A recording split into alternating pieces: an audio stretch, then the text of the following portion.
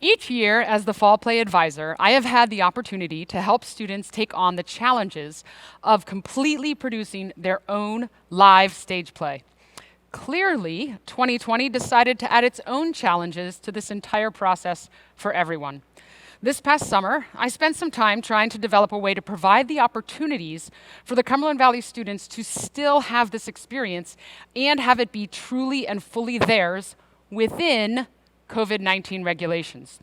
As the summer continued, I read more and heard more and simply thought more about what the CV students had missed out on and how COVID-19 would continue to do that for the students this year. I decided that in some way, these students needed the opportunity in some form to be able to dive into their creative selves despite COVID-19. They needed the opportunity to express where they had been physically, mentally, and emotionally over the past months of quarantine. And they needed to know that they were not alone. In fact, we all need to know that. So I decided that since my expertise lies more in the technical side of theater and in group dynamics, that I would reach out to CV Fall Play alum Freddie Miller to discuss creative options. And from there, together, our brains took off, coming up with a COVID-19 fall play concept, completely different than anything that has been done here before. One of the overwhelmingly positive things that has come out of this moment has been an increase in the way that we connect with one another. Thanks to the power of technology, I was able to come into community with current Cumberland Valley students from the comfort of my own dorm room at Penn State University through Zoom. Twice a week, we met for an hour just to talk, and I encouraged the students to write every day in journals or on Google Docs. Their thoughts, their feelings, anything that they were feeling, because it's all valid. As one of my favorite professors at Penn State always likes to say, that which is not written down is lost to history. After a few weeks, I began to challenge the students to figure out how they might want to represent what they've been feeling the past couple of months. Would they write a monologue, write a spoken word piece, display artwork, play a musical instrument, or even sing a song? I challenged them, and they delivered. What you're about to see is a performance art piece. It's a devised piece of theater that seeks to document what has been going on in the lives of these students the past several months. These are courageous and brilliant human beings that you're about to see, and Furtado and I could not be more proud of them. It seeks to bring about community amongst us all. Furtado and I could not be more proud to be alums of this school. So please, lean forward, open your mind, and enjoy Pulling Back the Mask. Cut. Hello, my most excellent team of crew kids. I wanted to send you a note to let you know that the show is postponed, but it is Not canceled. Or at least that's what we thought. Like everyone else, the stage crew was in shock and hurt by the spring musical Cinderella being canceled. We were gearing up for Tech Week around the time COVID-19 was severely breaking out in our area. We had our build days, and the set was coming together for sure. But the stage crew doesn't really come together until we start rehearsing with the Cat and Pit Orchestra. That's when we truly become a team. The idea of losing what we were working and building towards was really difficult to come to terms with, especially when the performance was only about a few weeks away. When COVID hit, it was almost like our clock hit midnight. Everything was left in its assigned places throughout the pack. Props were being primed in the middle of the stage, cut wood left by the saws. This would have been our first year actually backstage working the show. My freshman year, I was in the spotlight booth in charge of shining the light on the male solos and big group numbers when called for, but was also a whole auditorium across and 7 flights of stairs up from the rest of our crew. As for the crew members whose last year was their only opportunity to be part of this family, thinking that there is a chance for us to show off the show that they worked so hard for but won't get to be there with us is truly upsetting. To be stripped of that experience, especially considering it was their last year of high school, is not ideal whatsoever because chances are they won't get or choose to have that experience in college. Despite the production and wanting to be able to put on the show, I think I can speak on behalf of all of the crewmates and stage managers when I say that the thing we missed out on the most was simply just being able to see each other. I know I absolutely loved seeing all of my friends that I made in crew the previous year, as well as connecting with new people and making lasting friendships. I mean, think about it. Wouldn't you be upset if someone told you that you can't see your friends and the people you love the most?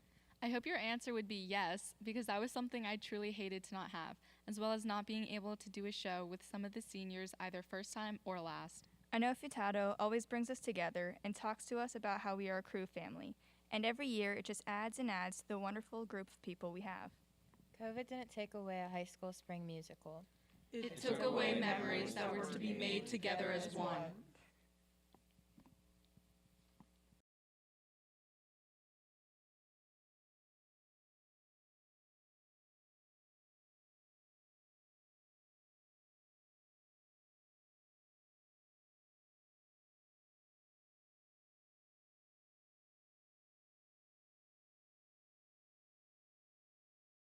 Many people have asked me my opinion about the state of our nation, of our world.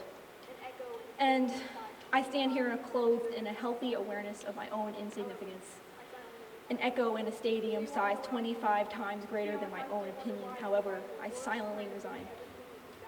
So you want to know what I think? To be honest, I still wonder why in the worst kind of way everything is exactly the same. How every day is an endless haze of tiptoeing around people's opinions to please their ever-intuitive need to be right. This is just my opinion. It doesn't take a scholar to tell you mask wearing started long before a foreign ailment landed on our shores. Incivility and inauthenticity is a proudly domestic product. This is just my opinion.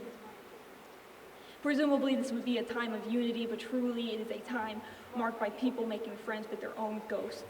Lost hopes, lost jobs, lost lives, people calling for justice in unjust times. The words "two wrongs don't make a right" hurled in the face of a mother whose son has just died, or more specifically, been shot. Despite what we're typically taught, the color of your skin matters a whole lot more than actually doing anything wrong. This is just my opinion. The TV turns off during the second national presidential debate. A brother looks his sister in the face, says, "Hey, I know people are dying right now, but if I have to stay in this house with you for one more minute, you all will fall in the wake of my irritability." He walks past the awareness of the fortune he has into a self-created cave, a slave to his own perspective. This is just my opinion. 2020 has taught me this: everyone has taken the luxury of declaring my way or the highway, but what happens when you swerve off the road trying to avoid anyone you view as an obstacle on your road to comfort and ignorance? You spiral off the road into a deep of your own self-induced theology and autocracy of your own mind, gone completely undefined by what actually matters. This is just my opinion. How many ships does someone have to go down on before suddenly all that remains is the comforting dissonance that you cling to? You get lost in a sea of your own narcissism. This is just my opinion. Sometimes I lay down at night to pray, lost in thought and disarray. The words don't come, 7,000 thoughts turn a tidal wave into a typhoon. But why does this matter to you? This is when I make my exit, and conversation littered with too many ignorant perspectives. This is my opinion. Does it change anything at all? The sun has begun to rise on a generation whose fire has come alive, but we aren't trying to be original, we're just trying to survive. In a world of men without search warrants, killing girls who are sleeping, when violence walks free and the victims are forced to have babies, excuse me for assuming there'd be human decency if an entire culture is being suffocated by an ignorant man's knee. And if speaking my mind is disrespectful, well, then I respectfully disagree. You see, I remember a time when race issues were about speed and war was only a card game, when getting high meant swinging on the playground and knee scrapes were the worst kind of pain. But now we smoke to choke our feelings until the walls don't reach the ceiling. We get high and hide in our rooms, but when it comes time for sadness, it seems there's always more room. Yet still we are the carpenters of the things we believe. The generation putting a wrench in the American machine. With masks on and fists up, we demand the world's attention. But the next day fail a math test because it wasn't meant to assess our kind of intelligence. We struggle with porn addictions but fight for freedom. It's the age of giving our own shoes to someone else who needs them. And we've been called lazy and stupid and told we're too young, but while our parents were sleeping, we planned a revolution. We bought all the rally tickets, then voted the office blue. We marched for POC and the LGBTQ, and this is just FYI, because there's still more work to do. But the sun has begun to rise on a generation whose fire has come alive, and we won't stop fighting until we can say that we survived.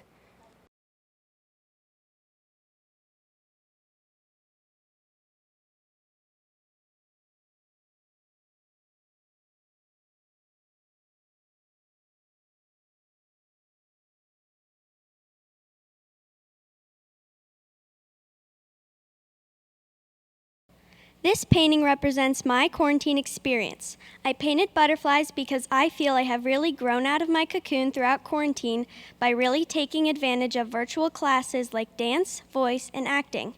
I've really branched out and tried so many new things through virtual learning, and I'm really proud of myself for doing so. I'm very grateful to be able to still do what I love throughout the pandemic and for the opportunity to experience it with the people I love and new people along the way.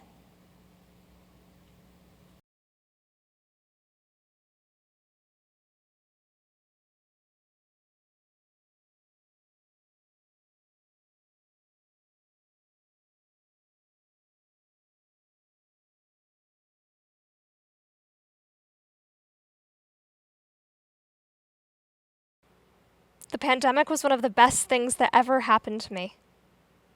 I know. I sound like a horrible person when I say that, and honestly, sometimes I hate that that statement is true. But it is true. I can't help that. Let me explain. I started out not enjoying quarantine. I couldn't stand being away from school, from the people, from all the events I was suddenly missing. But very soon, it got better. Because of music. Back in late 2019, I started taking voice lessons with an incredible teacher, a musical theater and opera singer from New York City. I'd only had a few lessons with her when New York City shut down in March as well, and I thought I wouldn't get to see her for months. But then my family had a brilliant idea. Lessons over FaceTime. Back then, when words like pandemic and social distancing were still new additions to our vocabulary, lessons over FaceTime sounded impossible. But somehow, it worked. And all of a sudden, everything became okay. I sang for hours every day. I had someone challenging me to push myself to learn music I never would have dreamed of doing. In May, I entered my first ever vocal competition, singing the Laughing Song from Deflator Mouse. Never before had I dreamed of singing an aria like that, let alone enter it into a competition mostly populated by people older than me. But I did it. And while I didn't win, it was still an eye-opening experience. That was just one of what feels like a million incredible experiences. I spent my time learning from an amazing teacher, doing singing and acting intensives, entering contests, editing my play and submitting it to publishers, meeting incredible people from across the country through these experiences, and most of all, doing what I love best, making art. But there was almost a feeling of guilt hanging over me during all of that. There I was, getting these incredible opportunities, and there were thousands of people every day dying from the virus. Who was I to do these things while so many suffered? There would be days when it would just hit me so hard. It was like survivor's guilt, only I was feeling guilty for being happy, like I had no right to enjoy myself. At times, I truly believed I shouldn't be enjoying myself so much.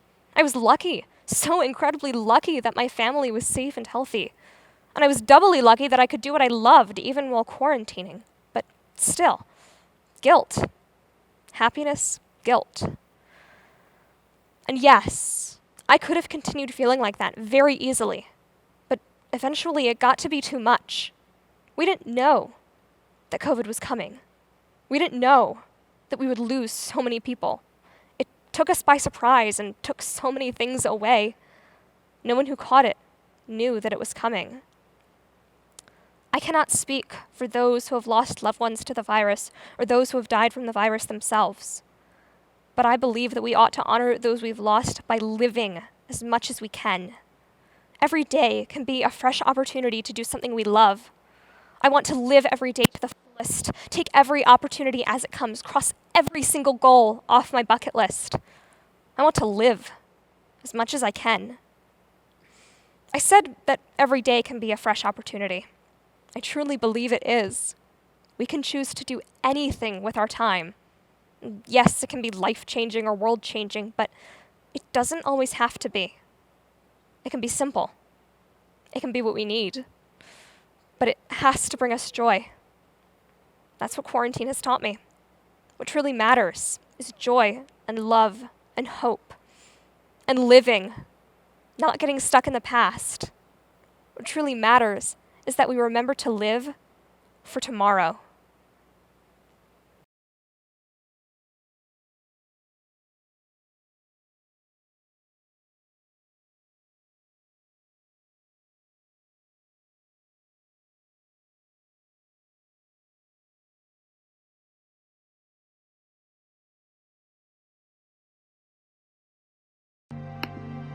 We walk in a world where we only see race. We walk down the streets and see a white kid and assume that they have all these privileges. We assume that they have parents that are happily in love and that school life is easier for them, and that they have all these friends and have all the money in the world, and that they will never know what hardship is. Then we see a black kid in the street and we hide our purses and wallets. We assume that they are poor and will steal from us, and that they have only been raised by a mother, and that they had multiple run-ins with the police. But we need to stop seeing these labels that we have created and see people for who they are. Now you walk down the same street and you see the same white kid that we had assumed had had the world served him on a silver plate, and that his plate has been taken away from him. And we see that his parents have struggled every day to make sure that the bills are paid and that they can feed their children. We see that he struggles in school and has no friends. We see that he goes to the lunch line and grabs a free lunch. And we see that he has had multiple run-ins with the police. Now we see the same black kid. We see that his parents are happily in love with each other, and that he is the star athlete for his school, and that he has no police record. But it is those labels that cause this divide and inequality. And that is why we fight. That is why we stand and fight. But are we truly fighting for equality, or are we fighting for a race to stand above the rest? Yes, we have had time in our history where one race was more superior than the other, but we are fighting for equality and not a superior race. So when we go to the streets and cry out injustice when 3 innocent black lives are taken. But if these races were switched, we wouldn't even bat an eye at the fact that a white cop shot a white civilian, or we would just think of it as a casualty and our lives would continue as normal. You say we are fighting for equality, but the laws you are fighting to change have already changed.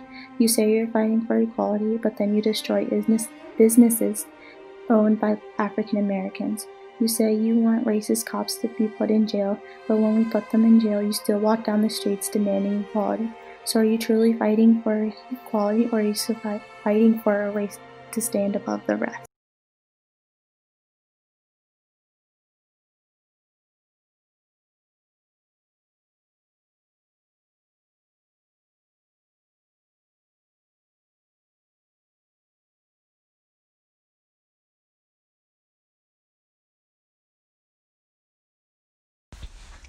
It is a roller coaster. Ah, yes, a roller coaster. So many things are going through my head. What is going to happen? Everyone has to wear their masks and cover their faces. Why do we need to clean every little atom off our hands? Every day we look at anyone who sneezes as an outcast. Oh, how terrible. There are riots going on, places on fire, Black Lives Matter all over the news. Something has to be done. Not later, but right now. It's not just the big world out there being affected, but our little theater worlds too. It feels like Romeo and Juliet are breaking up. Yeah, we know that never happens, but our musical is canceled. What are we going to do now? This roller coaster has too many twists and turns, yet in the end we all do land safely. Similarly, there are some bright sides too.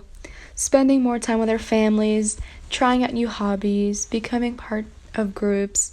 The LGBTQ is growing, and so should the awareness of it being part of 2020. Yeah, it is a roller coaster, but it isn't over yet, is it?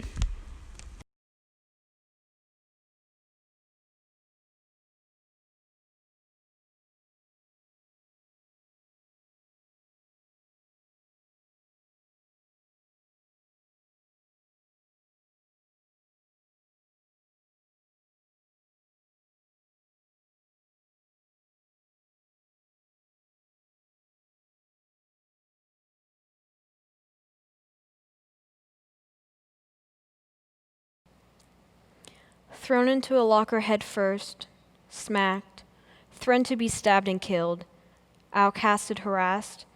Every year something like this happens to me. Every year I try doing something about it, and every single year nothing happens. Schools say that they have your back. They say that they will punish the kids who bully and or harass you. All those bullying assemblies that happen every year are never taken seriously by the people who it's targeting. Every year that I sit and listen to them, all that's going through my mind is the bullies, my bullies. They know who they are, and they just sit there innocently, acting like they haven't hit me, like they haven't hurt me, like they haven't made my life a living hell for 11 straight years. I've been called every name in the book. I've been hit and smacked harder than you can even imagine, to the point handprints and bruises have been left on me for days. I've been threatened to be stabbed, to be killed, to watch my back or else something will happen to me and my family. They have spread rumors about me. They have stolen my things, broke them, hid them, trashed them. They know what they do. They know how they make me feel. They are very much aware of everything they are doing. They tell their parents that I'm the one who started it, that I'm the one who hurt them and lied, that I'm the one who bullied them. For years, I would run home crying to my dad, begging him to tell me why. Why do they do this to me? What's wrong with me?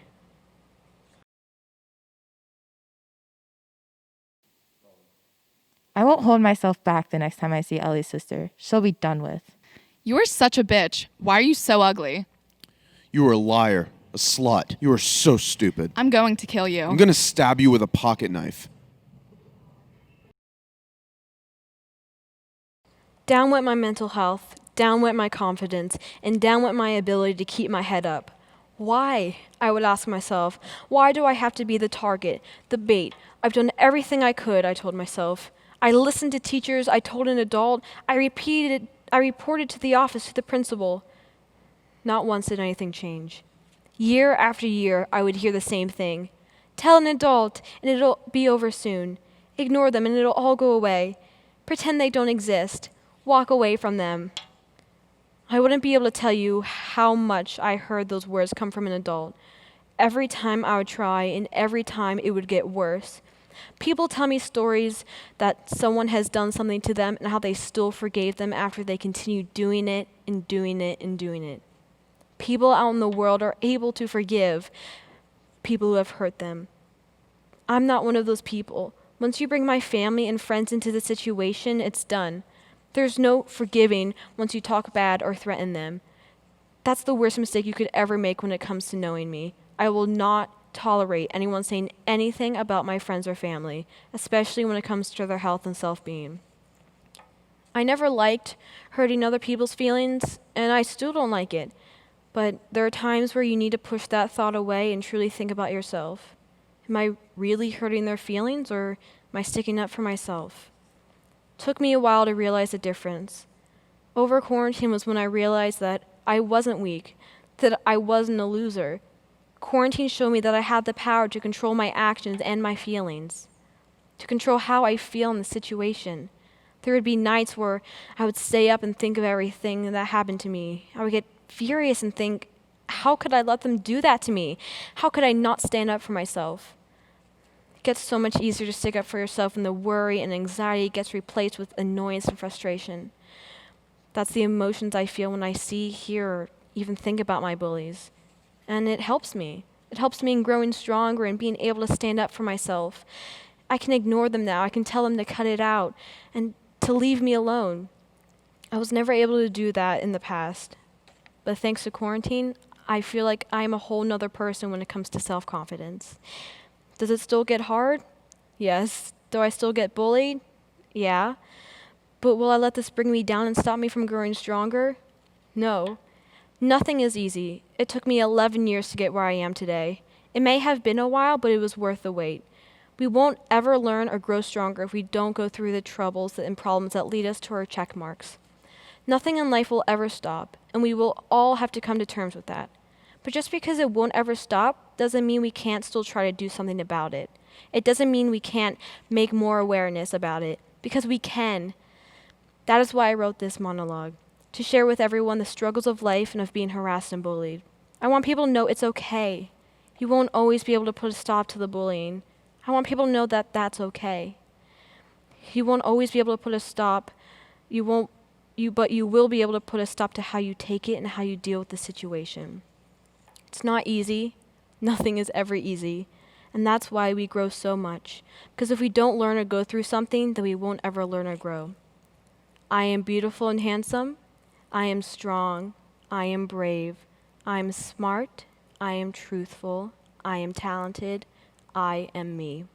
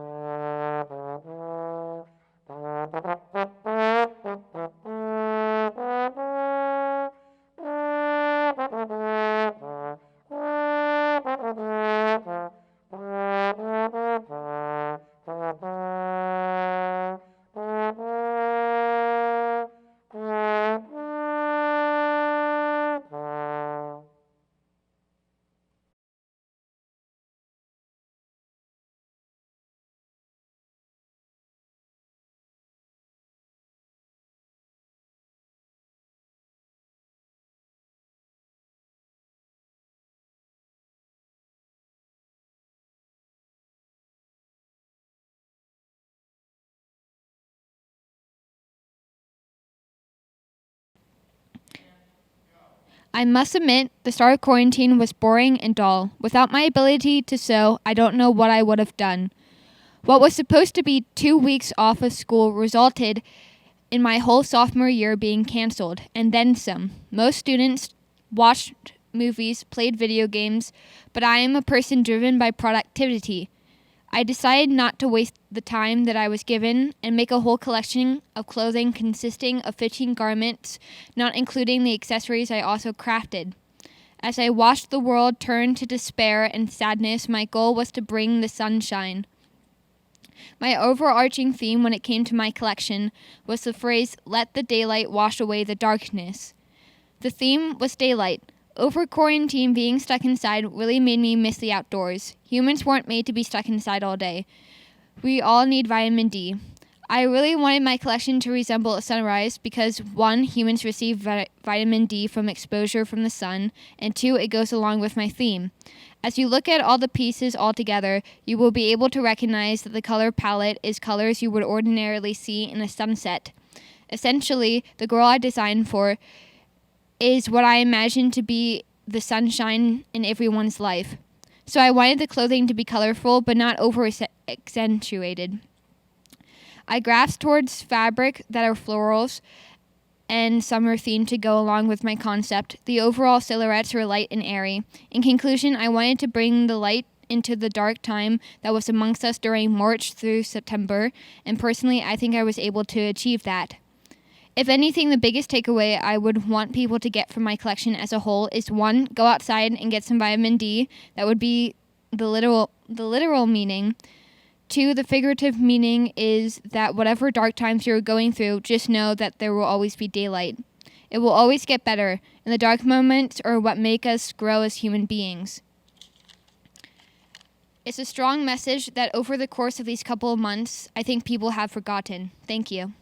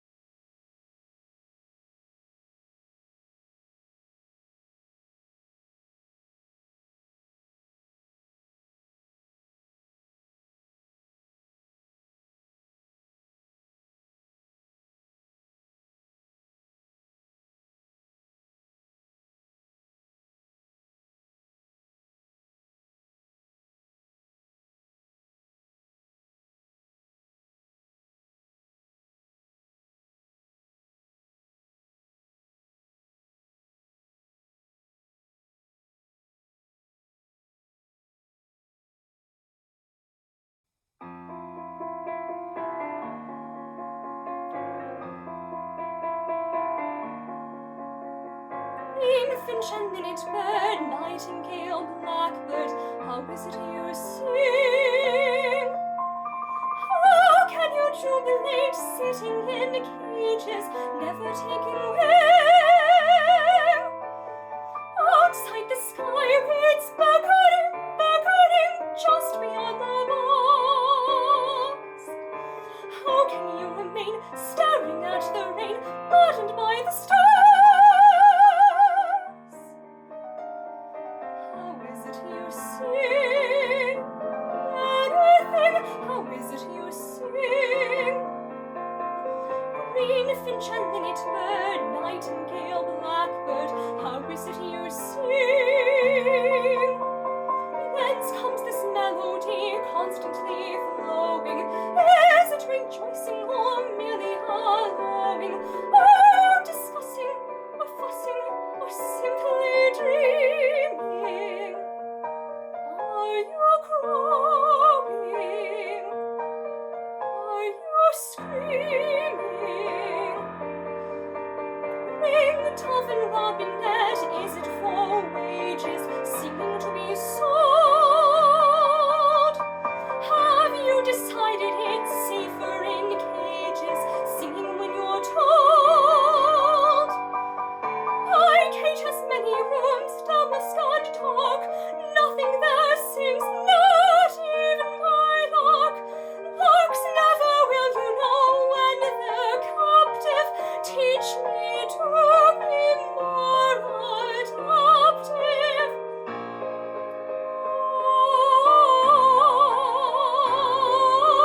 Greenfinch and linnet bird, nightingale, blackbird, teach me how to sing. If I cannot fly, let me sing.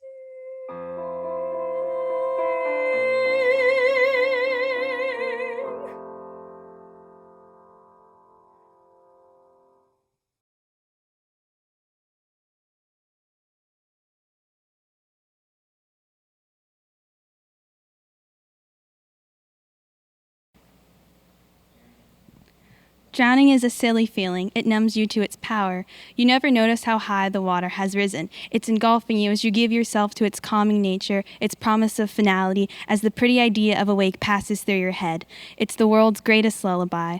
I never knew how little I alone fulfilled myself. It's been a lonely year. It's not been one punctuated by powerful bursts of sadness or fear, but instead one long, drawn-out sorrow. This year has been cutting me slowly, taking its time and bleeding me dry.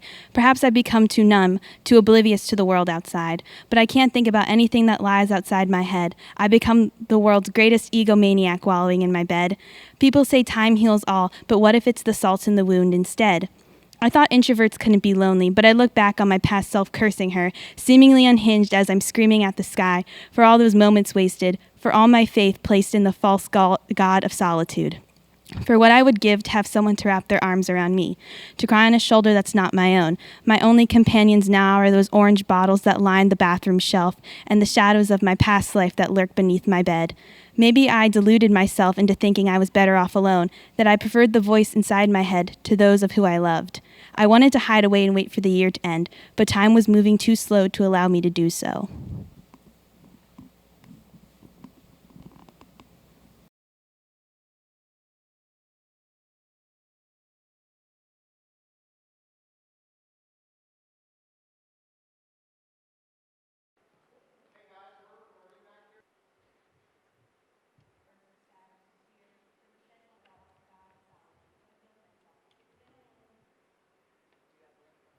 He lost his name tag. Yeah, he never has a name.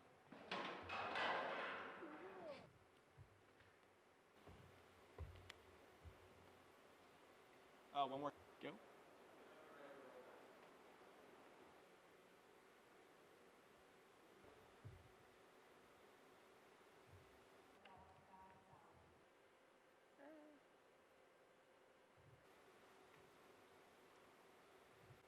All right, go whenever.